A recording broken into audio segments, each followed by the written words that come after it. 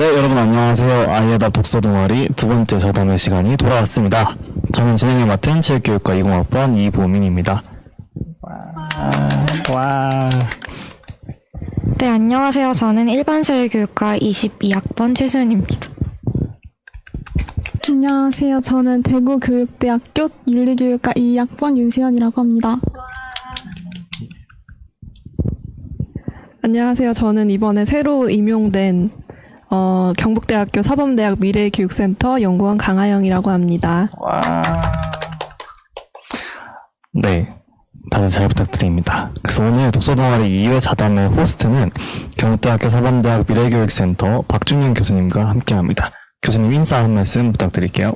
네, 반갑습니다. 저는 경북대학교 사범대학 미래교육센터에서 개합교수로 근무하고 있는 박준영입니다. 와, 네, 잘생겼다. 네, 감사해요. 시작하기에 앞서서 이 진짜 안 짚고 넘어갈 수가 없네. 22학번이에요. 22학번이에요. 진짜. 2학번이 오름교훈입니다. 21학번, 20학번 뭐 이렇게 하시나 보네. 네. 2학번. 죄송해요. 1학번. 그래서 저희 이번에 함께 읽었던 책은 박태웅의 AI 강의라는 책인데요. 이 책은 이제 누구나 끝까지 이해할 수 있도록 이 인공지능의 실체를 가장 쉽고 정확하고 깊게 설명하고 또 100개에 가까운 해외 논문과 문서 그리고 최신 뉴스들을 분석하여 깊이와 전문성을 더한 쉬우면서도 깊이 있는 지식을 원하는 독자들의 요구를 100% 충족하고 있는 책입니다. 교수님 혹시 이 책을 추천해 주신 특별한 이유가 있으실까요? 네, 일단 제가 그 아이에답 사업이라고 하는 그 AI 융합 교육을 확산하는 그 사업을 지금 맡고 있는데 그 사업을 하면서 계속 고민을 했던 것들이 비전공자들이 어떻게 AI를 이해하고 활용하고 또 교육에 융합할 수 있을까 하는 것들이 굉장히 큰 저의 어떤 고민이었어요. 그 아이에답 사업이라는 거를 계획하고 추진하는 데 있어서. 근데 제가 뭐 비슷한 약간 교양서적이라고 할까요? 뭐 전공서적이 아닌 이런 교양서적들을 쭉 이제 좀 읽어봤는데 이 박태웅 의장님의 이 AI 강의라고 하는 책이 가장 좀 쉽게 읽히고 말 그대로 조금 전방위적인 내용을 엄청 잘 풀어 쓴 책이라는 생각이 들었고 이 책들을 이제 예비교원분들하고도 나누고 또 가능하다면 또 이제 많은 교사분들이 비전공인 교사분들이 이 책을 많이 읽으셨으면 좋겠다라는 생각으로 추천을 했어요. 제가 박태웅 의장님하고 뭐 지인이고 이런 게 아니고 뭐 제가 뭐 이거 혹시 무슨 박씨? 추천 제가 이거 추천한다고 몇 건 팔리는 것도 아닌데 하여튼 네, 저는 정말 그 오로지 그 목적 하나로 이제 추천을 했습니다. 무슨 박씨? 미량 박씨? 한번 확인 한번 해야 네, 그래서 이 책을 읽기 전에 여기 이제 책 제일 뒤에 소개되어 있는 눈 떠보니 선진국이라고 하는 책이 있어요. 그래서 이게 저희 경북대학교 도서관에 이북으로도 이 책이 있거든요. 그래서 제가 이북으로 이 책을 먼저 봤었어요. 이 책을 추천하고 선택하기 전에. 근데 이 책도 뭔가 이 박태웅 의장님이 이런 그 IT 쪽이나 뭐 이쪽으로 엄청 그 선도자라고 할까요? 좀 선구자의 역할을 좀 하고 계신 것 같은데 그런 인사이트나 어떤 선구자적인 마인드가 엄청 잘 녹아있는 책이었어요. 그래서 이 후속작이라고 할 수 있는 이 AI 강의라고 하는 것을 추천하게 됐죠. 네. 네. 교수님이 말씀해주신 비전공자가 인공지능을 바라보는 시선은 저희가 지난번에 다뤘던 에이트라는 책에도 똑같이 적용되는 것 같은데요. 저희가 예비교원들이 다 함께 동아리에서 이 책을 읽어보고 이야기를 나눠보는 시간을 미리 한번 가졌었는데 그 친구들 모두 동의했던 것이 책이 정말 쉽고 깊이 있게 읽어나가기 쉬운 책이었다는 그런 점에서 교수님이 추천해주신 이유가 딱 들어맞는 것 같습니다. 그래서 저희가 질문이 몇 가지 있다고 들었는데 혹시 교수님 함께 나눠주실 수 있으신가요? 네, 그 친구들이 저희 이제 동아리 11명의 친구들이 이 2주 전에 이 책을 각자 파트를 읽고 요약을 해서 나누었죠. 그리고 이 녹화를 위한 스크립트를 저한테 초고를 줬었어요. 근데 그 초고대로 지금 하고 있진 않습니다. 근데 그 초고에 그 핵심적인 질문이 3가지가 있었는데, 첫 번째가 여기 같이 참석하고 있는 그 최소연 학생이 질문을 해준, 챗GPT를 수업에 활용을 해본 적이 있느냐. 그래서 어떤 식으로 활용을 할 수 있느냐. 그리고 두 번째가 그 이성호 학생이 질문을 해준 그 교사와 교육 전공을 하는 교육자와 또 AI 전문가 중에 그 다수에게 AI를 교육을 하기에 어느 전공이 더 유리할까? 또 어떤 관점에서 접근을 해야 되나? 그래서 내용적인 측면과 교육적이라고 하는 그 측면 중에 어디에 더 포커스를 둬야 되는가 하는 아주 어려운 질문을 받았고요. 그리고 이제 세 번째가 인공지능 융합 수업의 실제나 뭐 사례나 이런 것들이 이런 것들에 대해서 궁금해하는 그 김상천 학생의 질문이 있었어요. 그래서 이 세 가지의 질문에 대해서 제가 뭐 주도적으로 좀 이야기를 하겠지만 여기 이제 같이 앉아 있는 뭐 강하영 연구원님이나 뭐 여기 윤세현 학생, 최소연 학생, 이보민 학생의 생각들을 좀 같이 섞어서 좀 유의미한 녹화가 되었으면 좋겠습니다. 그 첫 번째 질문인데요. 네, 저는 이 책을 읽으면서 이제 챗GPT가 어떤 프로그램이고 어떤 식으로 작동하는지에 대해서 좀 요약해서 알게 되었는데요. 이걸 이제 저희가 막 과제를 하면서도 사용을 하고 저희가 또 수업 시험 같은 데 나가서도 사용을 하는데 이제 제가 궁금했던 점은 저희가 과제를 할 때 사용하는 것처럼 교수님도 강의나 어떤 식으로 이렇게 특강을 나가실 때 챗GPT를 활용하신지, 그리고 예를 들면 학생들이 사용할 때 어떤 식으로 사용하는 것을 또 추천하는지 뭐 이런 거를 여쭤보고 싶었습니다. 네, 일단 첫 번째 질문에 대한 답은 저는 아직은 써본 적이 없어요. 근데 제가 이 대학에서 이제 강의를 한 지가 한 4년이 넘었는데 그 챗GPT가 없던 시절부터 해서 그런지 저도 뭐 어떻게 보면 좀 꼰대인가요? 좀 이제 올드한 멤버는 아니라고 생각하는데 그때부터 했었어요. 그래서 지금 AI라고 하는 것이 이렇게 상용화되고 보편화되기 전부터 했었기 때문에 제가 강의를 준비하는 어떠한 뭐 습관이라든지 어떤 루틴이 있어서 그렇게 좀 아이덴티티라고 해야 되나? 좀 오리지널의 어떤 방식들을 좀 추구를 아직까지는 하고 있어요. 근데 저도 이 AI를 계속 공부를 하다 보니까 엄청 편리한 지점들이 많고, 이 챗GPT 뿐만이 아니고, 뭐 달리라든지, 뭐 다양한 프로그램, 감마라든지, 뭐 다양한 프로그램들이 많잖아요. 그런 것들을 한번 써봐야 되겠다라고 저도 이제 인식이 조금 바뀌는 지점에 있어요. 그래서 학생들한테 그런 것들을 사용하는 방법이나 이런 것들을 충분히 알려줄 수 있어요. 근데 그렇게 학생들이 그런 것들에 전적으로 좀 의존하진 않았으면 좋겠고, 학생들이 대학생들이나 뭐 중학교, 고등학생, 뭐 성인들도 다 마찬가지지만 AI라고 하는 것에 대해서 너무 많이 믿지는 않았으면 좋겠어요. 믿는다, 의존한다, 그 어감이 조금 다르기는 한데, 그죠? 믿지도 말고 의존하지도 마라. 그렇게 얘기하고 싶어요. 그래서 특히 저는 이제 본전공이 국어교육이라 제 과제나 시험에는 글 쓴 것들이 많아요. 근데 그 챗GPT가 쓴 글과 그냥 좀 서툴지만 일반 20대 초반의 대학생들이 쓴 글과 그게 분명히 눈에 보이는 게 있는 것 같아요. 제가 채점을 하거나 좀 이 스크린을 하는 과정에서 충분히 그게 교수님들이 마음먹으면 충분히 이제 뭐 분류해낼 수 있다라고 저는 믿어요. 그래서 학생들이 너무 의존해서 손쉽게만 하려고 하지 말고, 저는 또 여러분들하고 나이 차이가 얼마 안 나잖아요. 맞죠? 네.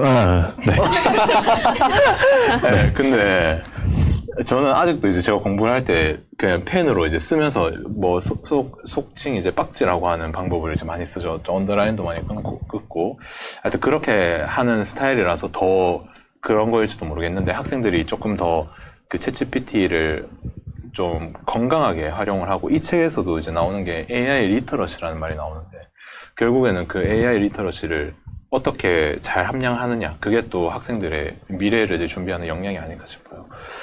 좀 과제하면서 다 써보셨죠? 언제 써봤어요, 세연아? 저는 간단한 글쓰기부터 시작해서 너무 수업 지도하실 때 막막할 때 챗GPT한테 초등 5학년 사회과 몇 단원 사회 지도안 3차 시로 작성해줘 하면 애가 도입 전개 마무리해서 잘 써주더라고요. 이제 그 틀을 바탕으로 가끔씩은 조금 도움을 얻고 있습니다.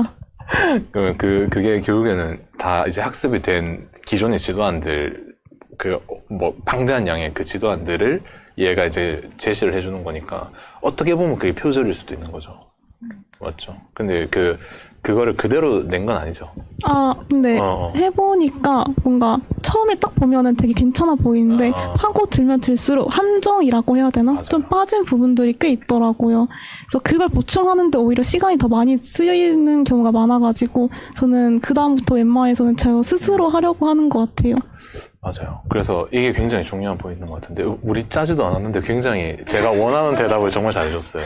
근데 제가 그 8월 마지막 주에 여기 이제 보민 학생하고 저희 그 학장님 또 데이터 사이언스 대학 원장님 또 교육청의 장학관님, 장학사님들, 교사분들 모시고 그 실리콘밸리 쪽으로 샌프란시스코에 갔다 왔어요. 뭐 익히 들어서 아시죠? 네. 제가 일주일 동안 노래를 불렀잖아.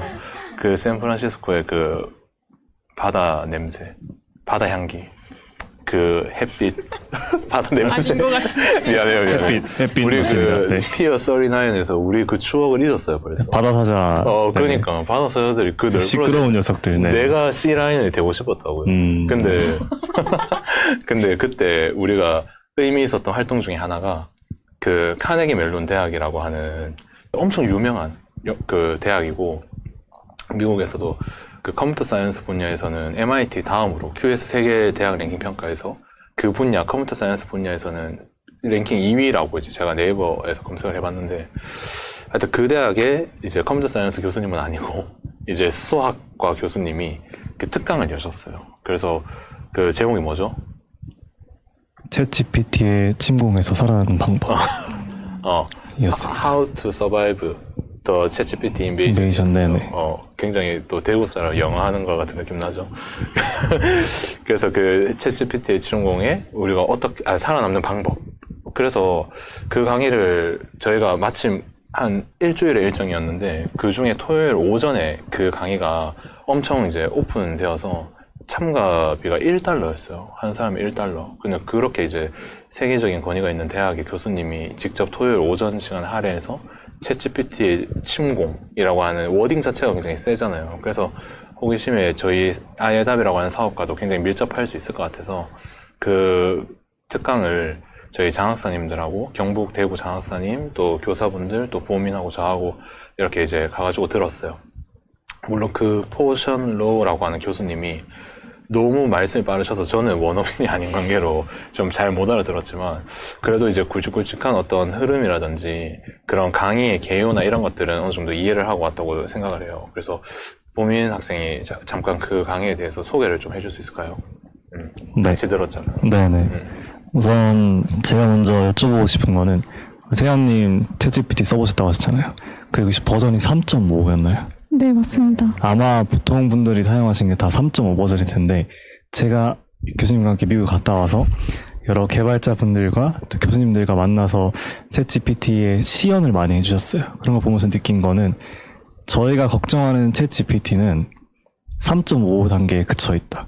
아무도 지금 한국에서 제가 한국의 여러 가지 워크숍이나 그런 특강들을 다니면서 단 한 번도 4.0을 다루는 강의를 본 적이 없어요. 그러니까 3.5랑 4.0의 차이는 정말 어마어마하거든요. 그 미국의 실리콘밸리 개발자분께서 3.5는 쓰레기다라고 하셨어요.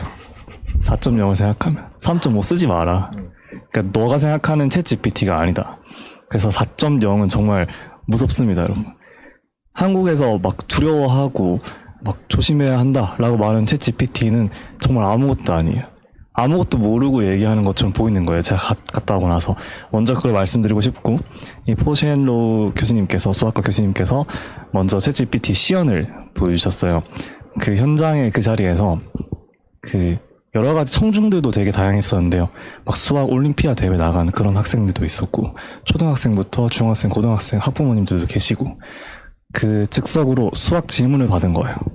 수학 질문을 받았는데, 그런 질문 단순하게 여러분이 생각하는 뭐 몇 더하기 몇 그런 게 아니라 문과잖아. 네. 죄송합니다. 제가 문과라서 수학 올림피아에 나오는 그런 문제를 그 자리에서 받아서 바로 챗GPT에 입력을 하는데 그 챗GPT가 물론 4.0 버전입니다. 바로바로 풀어내는 그런 걸 볼 수 있었는데 이게 말로 하면 잘 안 와닿는데 눈앞에서 보면 진짜 되게 신기하고 동시에 무섭거든요. 그리고 동시에 또 한 가지 한계가 있었는데 그 공간학이 들어가는 도형이라던가 그런 거는 챗GPT가 풀지 못하는 동시에 그런 한계도 또 있었습니다. 예를 들면 이제 그래프 같은 것들 이런 네네, 것들을 맞아요. 이제 다른 사이트랑 연계를 하는 방법을 그 교수님이 알려주셨어요. 챗GPT4 안에서는 그게 안 됐던 거죠. 네, 말씀하신 게 뭐냐면 이제 그 문제에 대한 해답을 그래프로 그려줘. 그리고 그 수학 그래프 사이트가 있어요. 그 사이트에서 그 그래프를 띄워서 나한테 링크를 보내줘. 라고 하면 그 링크까지 만들어서 챗GPT가 보내줘요. 그 링크를 클릭하면 그 사이트에 그 그래프가 떠 있는 대로 바로 들어갈 수 있어요. 그리고 결국 챗GPT가 약간 블랙홀 같은 역할을 하는 거예요. 외부에 있는 사이트까지 우리가 다 받아 수용할 수 있으니까. 네네. 너무 신기했죠. 실제로 교수님이 포실로 교수님이 말씀하신 건 그걸 약간 반대되는 표현인데, 세상에 이제 팝업 튀어나왔다. 더 이상 그 챗GPT가 그 컴퓨터 화면 안에만 있는 게 아니라, 현실 세상이랑 연결되기 시작했다. 그렇죠. 라는 거 보여주는 그런 거였고요. 그리고 또 하나 신기했던 거는 그 풀이 과정에서 이제 네네. 로직이 하나 틀렸었어요. 그 챗GPT의 답변에서. 근데 이제 그 교수님이 그 답은 맞았어. 희한하게. 저는 뭐 수학을 전혀 모르는 사람이라 중간에 이제 쫙 엄청 빠르잖아. 챗GPT4가 진짜 빠르게 막 다다다다닥 쳐요. 제 타자 치는 속도랑 좀 비슷했던 것 같아요. 막 다다다다닥 쳐. 예. 근데 이제 막 그 엄청나게 빠르게 흘러내려가는 그 와중에 그 교수님이 이거 뭐 잘못됐다 하면서 쭉 답 다 되고 나서 스크롤을 올려가지고 이 부분에 이제 로직에 오류가 있다. 그래서 그걸 찾아내시고 마침 답은 맞았네요 하면서 이제 이야기를 쭉 하시는데 그때 이제 청중 중에 어떤 분, 제 뒤에 누구였던 것 같은데 그 얘기를 하셨어요.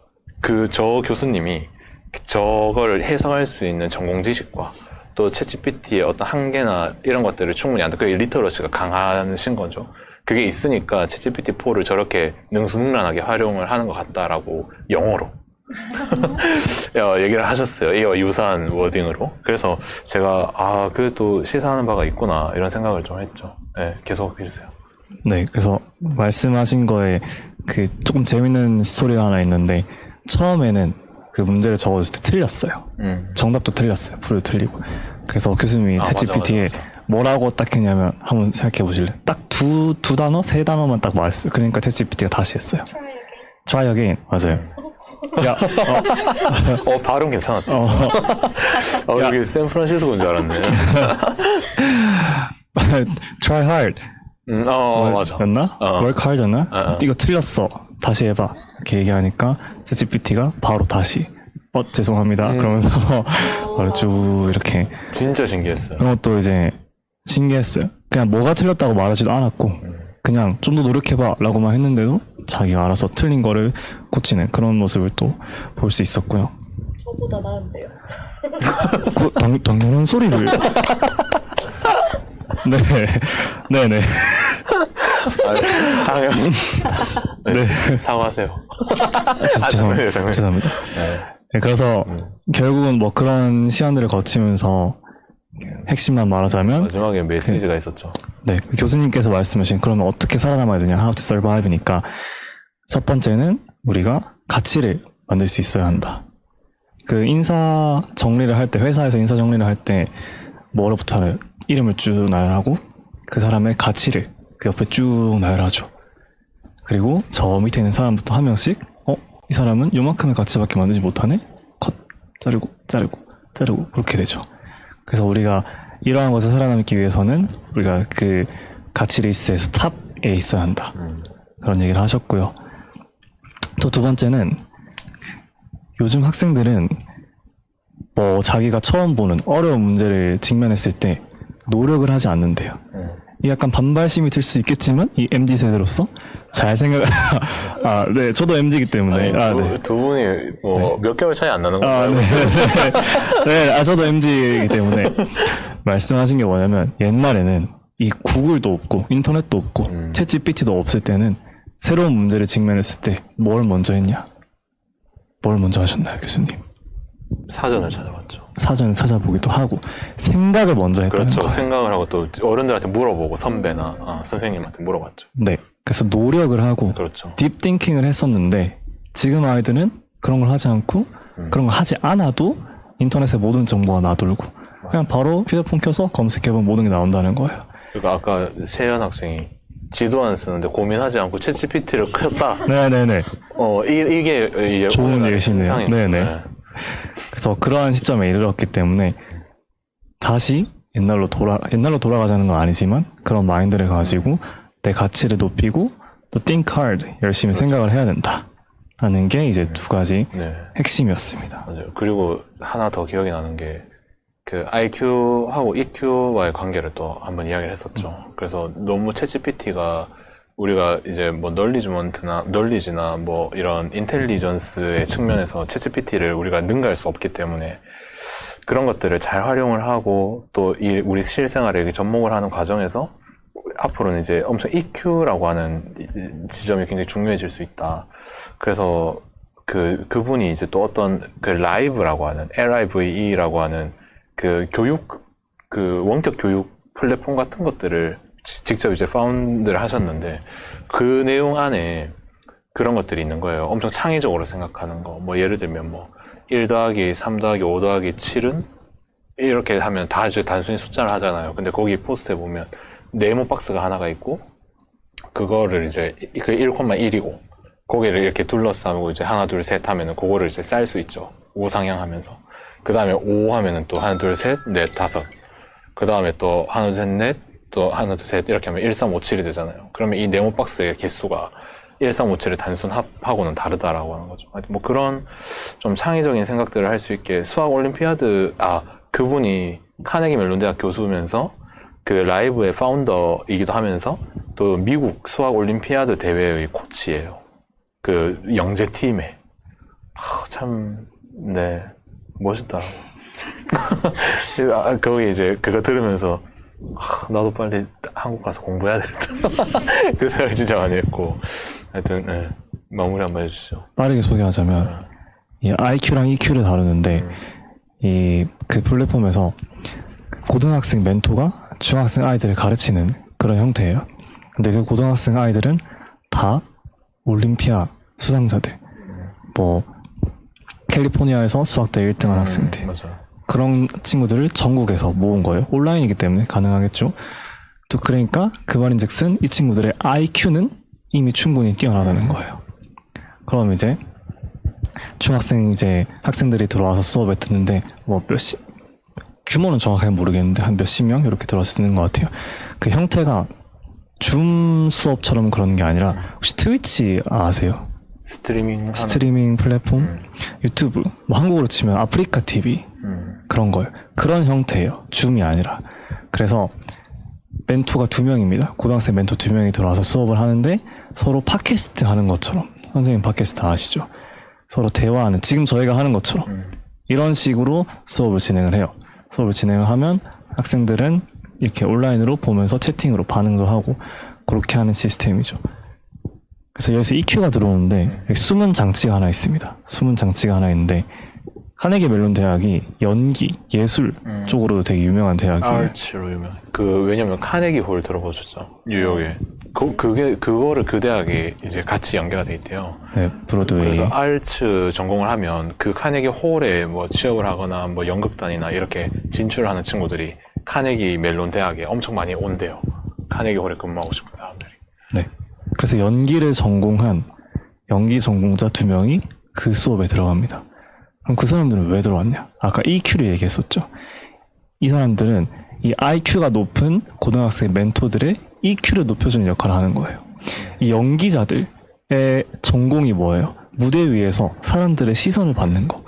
사람들이 나를 어트랙티브하게 만들어서 나에게 관심을 끌게 하는 거. 관심을 가지게 하는 거. 그게 그 사람들의 전공이잖아요. 그래서 이 IQ는 이미 충분한 학생들의 EQ를 끌어올려주는 피드백을 고등학생 멘토들한테 해주는 거예요. 그렇게 되면 뭐냐. 이 중학생들 솔직히 수업 듣기 싫어하잖아요. 유튜브에서 게임 보는 건 좋아하는데 왜 교수님의 강의는 듣기 싫어하냐. 이 수업이 마세요. 가르치지 마세요. 이 수업이 가르치지 마세요. 어트랙티브 하지 않기 때문이겠죠. 그래서 이 연기자들의 피드백은 고등학생 멘토들한테만 가요. 그러니까 개인 톡으로 이렇게 가는 거기 때문에 그래서 지금 너가 좀 더 웃어야 돼. 지금 내가 목소리 좀 더 크게 해야 돼. 그런 피드백을 해주면서 이 수업을 어트랙티브하게 만드는 거죠. 그래서 이 중학생들도 수업에 집중할 수 있도록 맞아. 그런 시스템을 이 교수님께서 개발을 하신 거예요. 근데 실제로 이제 그 교수님이 영상을 하나 보여주시는 게 본인이 이제 수학과 교수님이잖아요.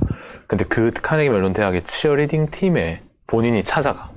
그래서 거기서 치어리더들이 어떻게 움직이고 뭐 율동하고 뭐 리듬을 타고 이런 것들을 막 이렇게 그 본인의 티칭에 좀 접목을 하려고 고민을 하시는 그 영상을 짧게 이제 보여주더라고요. 근데 제가 강의를 할 때 엄청 그게 중요하다라는 생각이 많이 해요. 지금은 이렇게 우리가 둘러 앉아가지고 가볍게 얘기하지만, 물론 저는 제 수업 때도 이렇게 가볍게 얘기합니다. 근데 그 스피치라든지 또 이 가르치는 어떠한 저의 비언어적인 요소들, 뭐 손동작이나 뭐 제가 서 있는 자세, 또 뭐 한 걸음 한 걸음 내딛는 어떤 그런 액팅으로 해석을 하는 거죠.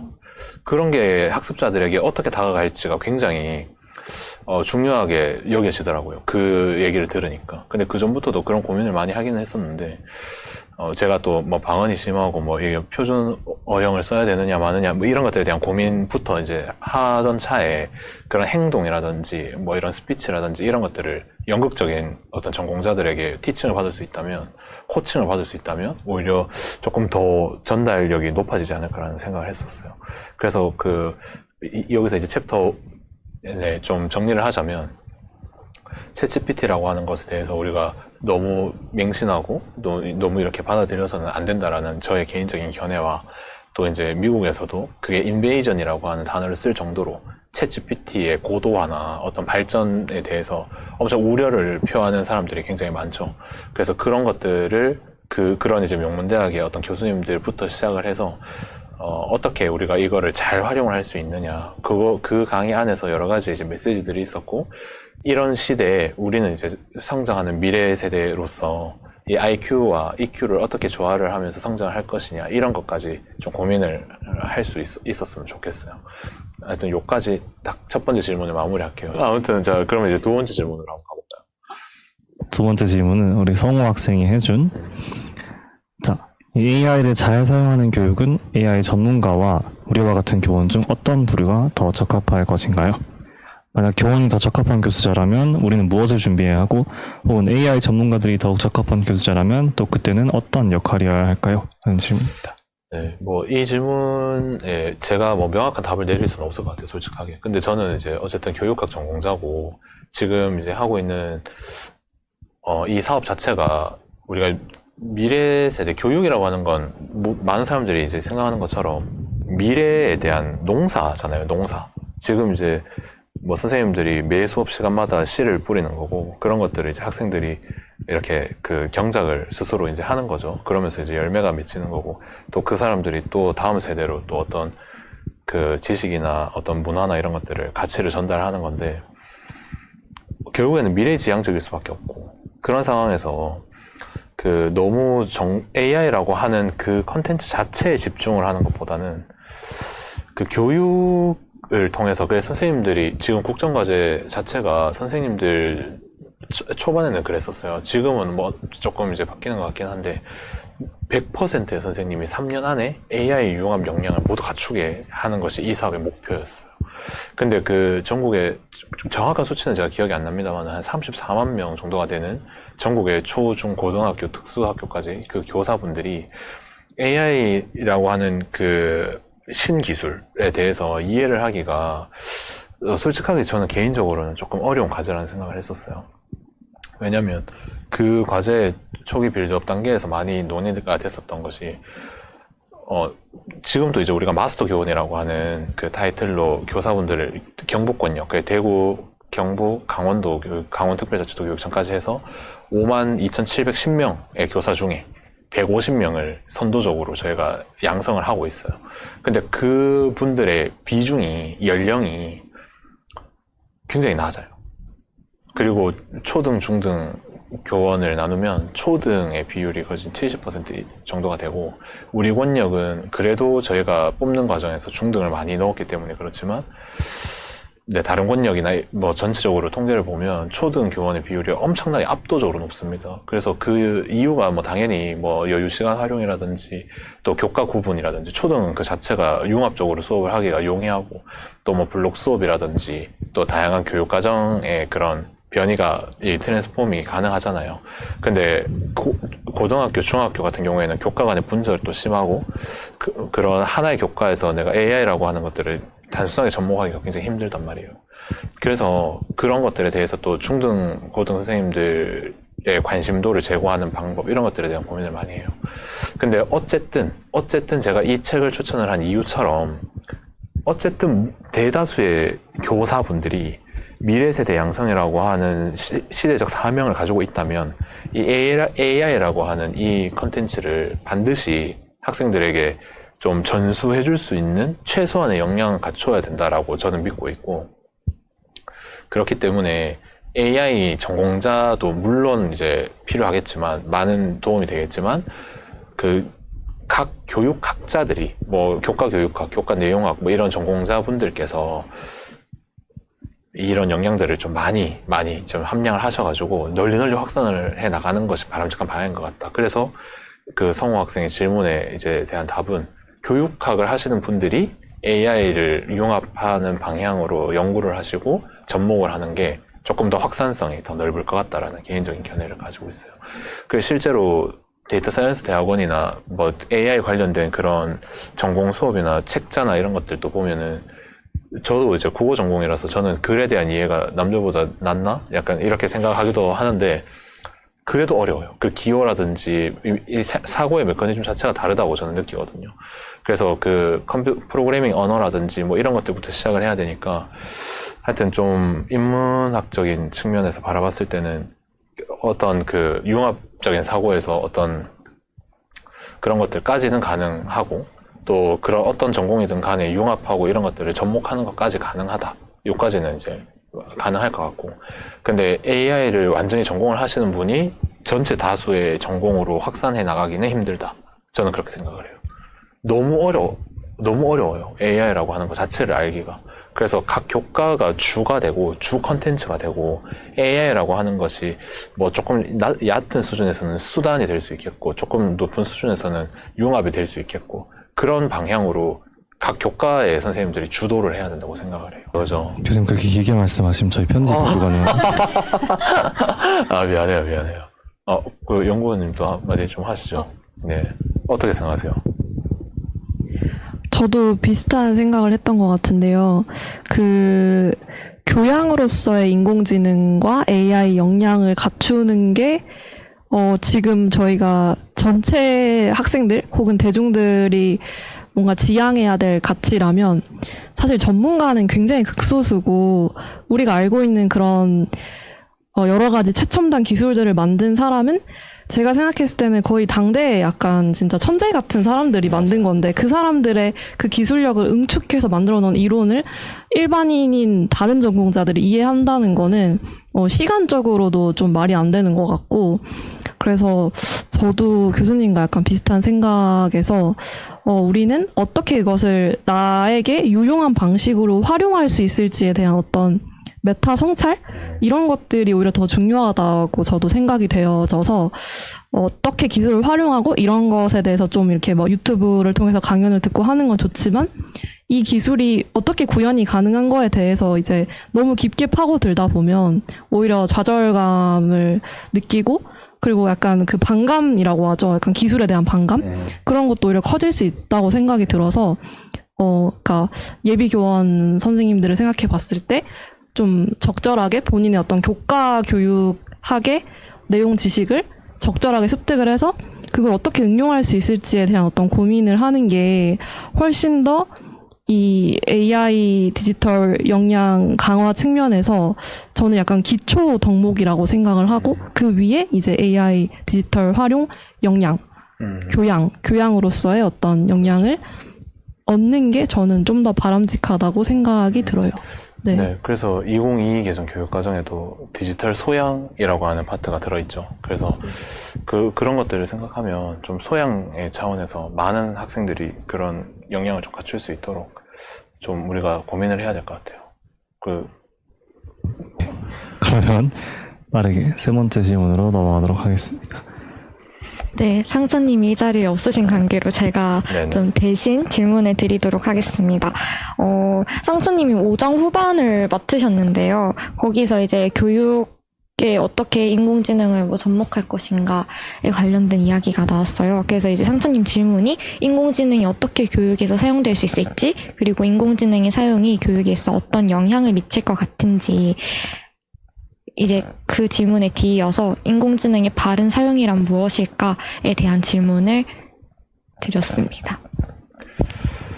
초기에 인공지능이라고 하는 게 막 수면 위로 올라오고 뭐 어떻게 이제 우리가 하자 이렇게 얘기했을 때 제일 이슈가 됐던 게 윤리적인 문제였죠. 그래서 얘가 이제 뭐 표절을 하는 거, 또 우리 제가 정확히 이름이 기억이 안 나는데 무슨 챗봇이 있었어요. 그 친구한테 막 엄청 심심이? 이루다? 이루다. 예. 뭐 성차별 심심이는 뭐 많이 심심한가 보네. 그거 완전 올드 제너레이션 챗봇인데? 그러니까 이 친구가 저하고 동갑이에요.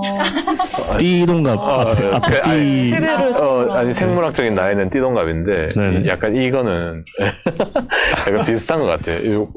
하여튼 그런 문제들이 엄청 이슈가 됐었죠. 뭐 뉴스에도 많이 나왔고 언론 보도도 많이 됐죠. 그래서 그걸 활용하는 사람들의 어떤 윤리적인 문제, 또 AI 자체가 내놓는 컨텐츠의 어떤 윤리적 문제, 뭐 다양한 측면에서 윤리적 문제가 있었는데, 그런 것들에 대해서 제가 뭐 왈가왈부 이렇게 뭐 하나하나 다 얘기하기는 좀 힘들어요. 또 없고 지금 굉장히 눈치 보면서 녹음하게 되네.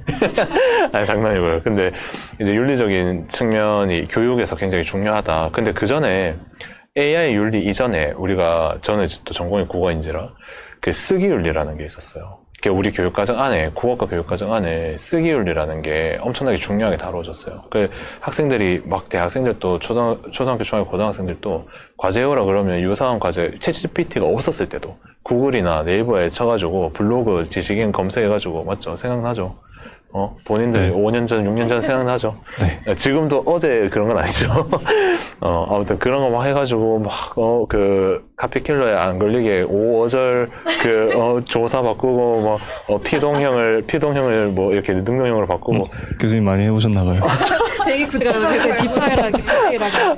미안해요. 아무튼, 그런 게 있었어요. 그래서 이제 쓰기 윤리라고 하는 게 굉장히 중요하고, 그래서 제가 처음에 대학원 와서 연구 논문을 처음 썼을 때 제일 먼저 배웠던 게 이제 그거였어요. 각주도 하는 거, 또 참고 문헌 정리하는 거, 그거 기재하는 방법을 많이 배웠었어요. 그게 이제 학회마다 뭐 다르고, 강영 연구원님은 잘 아시겠지만 논문 써보면 그게 나중에 뭐 어떻게 보면 이제 법률적인 문제까지도 갈 수 있는 엄청나게 심각한 윤리 문제가 있거든요. 그래서 논문을 쓰시는 분들이나 이런 지금 박태웅 의장님처럼 이런 단행본을 내시는 분들, 이런 분들은 그런 윤리가 당연히 중요하다는 생각을 많이 해요. 근데 이제 챗GPT라고 하는 새로운 새로운 기술이 막 이렇게 됐을 때 얘가 초래할 수 있는 다양한 윤리적인 문제에 대해서 항상 우리는 이제 인류학이나 사회학적인 관점에서 봤을 때는 기술이 먼저 발전하고 의식적인 거나 정책 제도들은 뒤따라가잖아요. 그런 것들을 지금 좀 많이 보완하고 있나? 보완하고 있어야 한다라고 저는 생각을 해요. 물론 이제 제가 모르는 어느 지점에서 그런 윤리적인 측면들을 많이 커버를 하고, 그런 노력들을 많이 하고 계시겠죠. 근데 이제 그런 것들이 굉장히 중요하고, 그런 것들이 교육적으로도 분명히 교육의 한 영역으로 들어가야 될 것이고, 이거에 어떻게 인공지능에 대한 이해, 인공지능을 어떻게 활용할 것인지 응용하는 거, 그 다음에 인공지능 윤리, 이 세 가지 파트가 적절하게 조화를 이루는 교육 내용이 만들어져야 될 거예요. 그래서 인공지능을 어떻게 교육적으로 활용을 하고 그거에 대한 이슈는 무엇이냐라고 물었을 때 활용하는 것은 교과나 어떤 컨텐츠나 학습 목표 혹은 성취 기준에 따른 학습 목표, 또 개별 어떤 뭐 정전이나 컨텐츠에 따라서 교과서에 나오는 어떤 글이나 적재적소에 사용할 수 있는 교원들의 능력, 이거 굉장히 중요하죠. 그런 것들은 이제 제가 여기서 뭐 일반화해서 얘기할 수는 없는 내용이고, 그런 이제 어떤 내용들을 다루어야 된다. 이런 것들을 뭐 AI 리터러시라든지, 아까 AI 윤리라든지 뭐 이런 것들, 리터러시라는 개념 안에 뭐 윤리도 포함될 수 있겠고, 하여튼 그런 것들이 굉장히 중요하다. 그래서 이제 교원으로서, 예비 교원으로서 뭔가 AI에 대해서, AI 자체에 대한 이해, 또 AI를 어떻게 활용할 것인지에 대한 이제 응용이나 적용에 대한 이해, 관심, 그리고 AI 윤리. 이렇게 세 가지 파트로 좀 나뉘어서 이게 그 아이헤드업 사업에서 작년에 7개 분과가 연구과제를 수행을 했었어요. 그 결과 보고서를 보면 이제 이렇게 이미 역량 체계가 구조화가 돼 있어요. 그래서 그 내용들도 저희 그 미래교육센터에 이렇게 요청하시면은 저희가 그 부분을 발췌해가지고 이제 드릴 수 있습니다. 이 구독자와 청취자에 한해서 이런 어드밴티지를 드릴 수가 있다고요. 오, 네. 네, 아무튼 김상천 학생의 질문에 대답이 되었는지 모르겠지만 질문이 이제 너무 좀 광범위하고 그래서 제가 한 요 정도로 일단 답변을 좀 줄이겠습니다. 더 뭔가 추가적인 질문이 있다면 해주시면은 제가 네 별도로 또 하겠습니다. 네. 뭐 1시간 정도를 채우려고 초기에 생각을 했던 터라 너무 아쉽잖아요. 맞죠? 아, 아쉬우세요? 아니 근데 제가 너무 그거 한 거는 뭐냐면 그 윤세현 학생이 대구교대에서 그 먼 데서 여기까지 왔는데 지금 한마디밖에 못했다고요. 제가 또 그것도 막 뒤에 이제 미국에서 배운 거 가지고 막 뭐라 하려고 제가 막 그 지도한 챗GPT로 썼다 그 내용밖에 지금 없어요. 하고 싶은 말 있으면 빨리 하세요. 아, 전공이 어떻게 돼요? 전공? 윤리. 윤리교육. 초등교육과 윤리 세부 전공인 거예요, 그러면? 아니 진짜 죄송한데 마이크는 주시고 질문을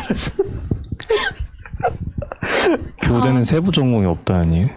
교대가 이제 초등교육과 다닐 과고 이제 인원이 워낙 많다 보니까 그거를 인원을 나누기 위해서 심화 전공이라고 붙여져 있긴 한데 사실 1, 2학년 때까지는 배우는 게 완전히 동일하고 3, 4학년 때 세부 전공이 몇 과목씩 끼워져 있는 느낌이에요. 그래서 사실 그냥 졸업장에도 초등교육과라고 명시되어 있습니다. 아, 그러면 그 윤리교육과 영어교육과 이렇게 되어 있는 거는 의미가 없는 건가요? 네, 거의 사실상 의미가 진짜? 거의 없는 느낌이에요. 그러면 혹시나 뭐 대학원 진학을 한다. 그러면은 대학원도 초등교육과보다는 왜 각 교과로 되게 심화해서 가시는 분들이 많잖아요. 그러면 그럴 때는 그냥 법령적으로 그냥 다 원서 쓰면 전공으로 봐주시는 거예요? 자세히는 모르는데, 근데 다른 분들 보니까 자기 해당 음악교육과 전공을 학부생 때 했는데, 석사는 컴퓨터 교육으로 하시고, 이런 분들이 굉장히 많으세요. 그래서 그렇죠. 그동안 학부생 시절에 어떤 커리큘럼 쌓았고, 이런 게 오히려 더 중요한 느낌입니다. 그래서 그 저희 마스터 교원분들 중에 AI 융합교육 전공 석사이신 분들이나 석사 과정이신 분들이 엄청나게 많이 들어오셨어요. 근데 그분들이 저는 이제 초등학교 자체가 컴퓨터 교육과라고 하는 게 있다고 저는 알고 있어서 거기 이제 또 전공하시는 교수님들도 많이 계시고 그래서 그 굉장히 좀 그래서 주도적으로 엄청 해주실 거라고 제가 엄청 기대를 많이 하고 있거든요. 그 AI 융합 교육 전공 초등학교 교사분들께 네. 좀 앞으로도 계속 기대를 하겠습니다. 아, 저 윤리 전공이라고 해가지고 때마침 아까 전에 우리가 얘기했던 주제랑 너무 부합하는 얘기이긴 한데 그러니까 뭔가 그 AI 디지털 활용 윤리라고 했을 때 그 윤리는 어쨌든 우리가 윤리적 감을 갖고 있어야 되는 거잖아요. 그러니까 이게 맞고 틀리고 어떤 감을 우리가 뭐 이렇게 주입받아서 이거 하면 안 돼요, 저거 하면 안 돼요 이런 식으로 윤리 교육을 받는 게 아니라 우리가 이런 문구는 챗GPT한테 물어보면 안 될 것 같아. 그리고 얘가 어떤 답을 내렸을 때 이런 내용은 뭔가 부적절해 라고 우리가 생각을 하잖아요. 그러니까 우리가 뭔가 도덕적인 감을 갖고 있는 거잖아요. 어떤 그런 생각을 할 때.